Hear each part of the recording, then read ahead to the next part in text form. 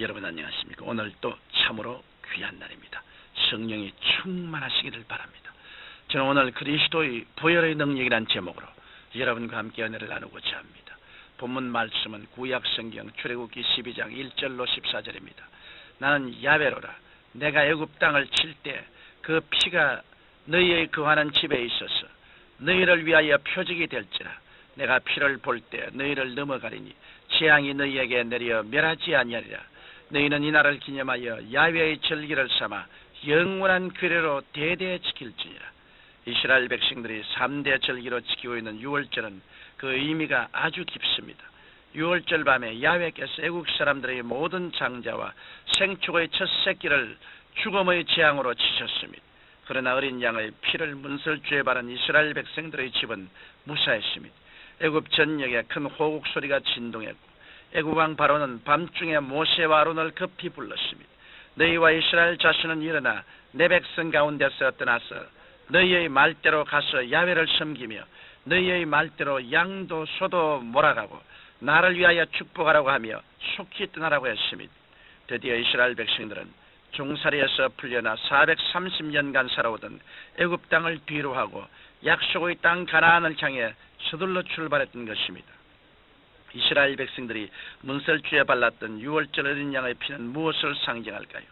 야곱의 아들 요셉이 애굽의 국무총리가 되었을 때 가나안에 살고 있던 야곱의 가족들은 기근을 피해 애굽의 고센 땅에 이주해서 살았습니다.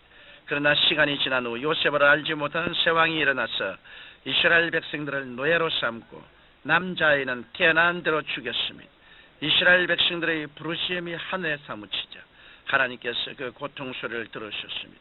그래서 모세를 이스라엘 민족의 지도자로 세우시고 애굽 왕 바로에게 보내어 말씀하시기를 이스라엘 백성들을 놓아주라고 하셨습니다.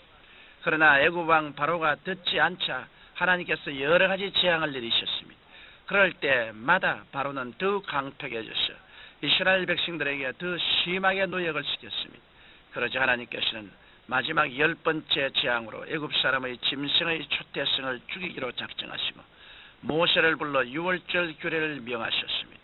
이 규례대로 이스라엘 백성들은 해가 지기 전에 흠없고 점없는 어린 양을 잡고 그 피를 자기 집 문설주와 좌우 인방에 발랐습니다. 그리고 당장 먼 길을 떠날 채비를 갖추고 양의 고기는 구워서 전부를 쓴 나물과 무교 전병과 함께 먹었습니다. 이렇게 하여 어린 양의 피를 바른 이스라엘 백성의 집에는 애굽에 임한 죽음의 재앙이 그날 밤에 넘어갔다고 해서 유월절이라 부르게 된 것입니다. 이 유월절 어린 양의 피는 하나님께서 이스라엘 백성들과 맺은 언약의 피인 것입니다. 이 유월절 어린 양의 피는 우리와 어떤 연관이 있을까요? 그 피는 인류의 구원을 위해 흘리신 예수 그리스도의 속죄피를 상징하는 것입니다. 인간은 하나님께 범죄함으로 자자손손 마귀의 종이 되어 고통하며 살아왔습니다. 하나님께서는 인간을 불쌍히 여기시고 독생자 예수 그리스도를 유월절 어린 양으로 이 땅에 보내주셨습니다. 그 때문에 그 몸을 먹고 그 피를 마시는 자는 죄를 사함받고 마귀의 종로로서 풀려날 수 있게 된 것입니다. 성경 마가복음 14장 22절로 24절에 보면 예수님께서 잡히시기 전날 밤 제자들과 유월절 만찬을 나누셨습니다. 떡을 가지사 축사하시고 떼어 제자들에게 주시며 이것이 내 몸이라고 하셨습니다.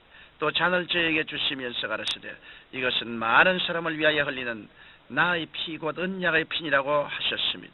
그런데 오늘날 수많은 그리스도인들이 그저 교회만 왔다 갔다 할 뿐 죄와 저주와 절망의 종로로서 노연하지 못하고 있습니다.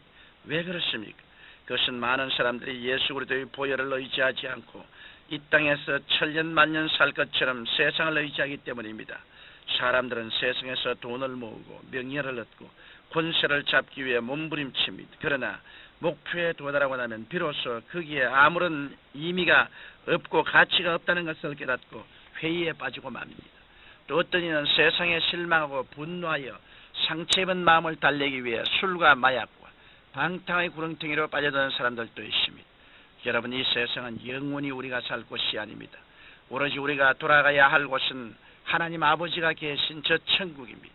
그곳은 오직 예수 그리스도의 보혈의 공로를 믿고 의지하는 사람만이 들어갈 수 있습니다. 이스라엘 백성들이 유월절 어린 양의 피를 문설주에 발랐을 때 그들은 애굽의 종로로서 해방되었습니다. 마찬가지로 저와 여러분들도 유월절 어린 양 대신 예수 그리스도의 보혈을 우리 마음의 문설주에 발라야 마귀의 압제에서 놓여라 천국을 향해 출발할 수 있는 것입니다. 그러면 유월절 어린 양 대신 예수님의 피에는 어떤 능력이 있을까요? 하나님께서는 성경 출애굽기 13장 2절에서 모세에게 이르시되 사람이나 짐승이나 물어나고 숫대성은 다 거룩에 구별하여 내게 돌리라. 이런 내 것이라고 말씀하셨습니다. 이스라엘의 모든 숫대성은 유월절 어린 양의 피로 죽음의 재앙에서 구속받아 거룩하신 하나님의 소유로 성별되었다는 것입니다. 이러보건대 구약에 예시된 제물의 피는 그리스도의 보혈로 우리 죄가 소감을 받을 것을 말해줍니다. 그 때문에 성경 히브리서 9장 22절에 피 흘림이 없은즉 사함이 없나니라고 하셨습니다. 유월절 어린 양이신 예수님께서는 하나님을 불순종하여 마귀의 종이 된 우리를 그의 피로 값지고 사셨습니다. 성경 요한계시록 5장 9절에 보면 일찍 죽임을 당하사 각 족속과 방언과 백성과 나라 가운데서 사람들을 피로 싸서 하나님께 드리시고라고 말씀하고 있습니다. 또 성경 히브리서 10장 14절에도 제가 한 제물로 거룩하게 된 자들을 영원히 온전케 하신다니라고 하셨습니다. 이러므로 우리는 아무 공로 없이 그리스도의 피 흘리신 은혜로 영원히 용서받은 의인이 된 것입니다. 어느 유명한 목사님이 한 빈민촌에서 기구한 삶을 살다 죽어가는 여인의 집에 요청을 받고 달려갔습니다. 목사님은 그리스도의 놀라운 교훈과 훌륭한 삶을 얘기해 주었습니다. 그러나 여인은 머리를 흔들며 나 같은 사람에게는 그런 말이 아무 소용이 없습니다고 했습니다. 그래서 목사님은 마지막으로 십자가에서 흘리신 예수님의 피를 믿으면 당신의 모든 죄는 씻음받고 당신은 구원을 받습니다라고 했습니다. 그제서야 여인은 목사님 바로 그겁니다. 나 위에 피 흘리신 예수님을 믿습니다라고 고백한 후 평안히 죽음에 들어갔다고 했습니다. 이러므로 우리는 안전하시나 예수 그리스도의 보혈을 의지하고 그 피를 증거해야 합니다. 그 피를 믿는 자만이 죄와 저주와 질병과 죽음이 꽉 들어찬 세상에서 영원히 구원받을 수 있는 것입니다. 사랑하는 청취자 여러분, 예수님께서는 십자가에 흘리신 피로 우리와 새 언약을 맺어주셨습니다. 우리는 모두 버림받아 마땅한 죄인들이었습니다. 그러나 우리 주 예수 그리스도께서 십자가에서 양손과 양발에 대못이 박히시고 허리에 창을 받아 온 몸의 물과 피를 다 쏟아주심으로 우리는 죄를 용서받고 마귀의 속박에서 풀려나 하나님의 자녀가 되었습니다.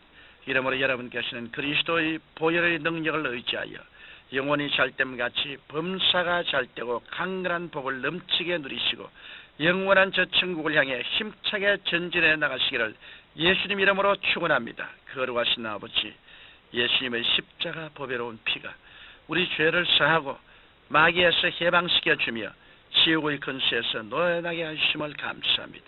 모르다 그리스도의 피를 믿고 주장하게 하옵소서. 예수님 이름으로 기도드립니다. 아멘. 카메라 앞에 서면 두근두근 맘 떨려요. 새로운 콘텐츠 찾아 매일 이리저리 뛰네요.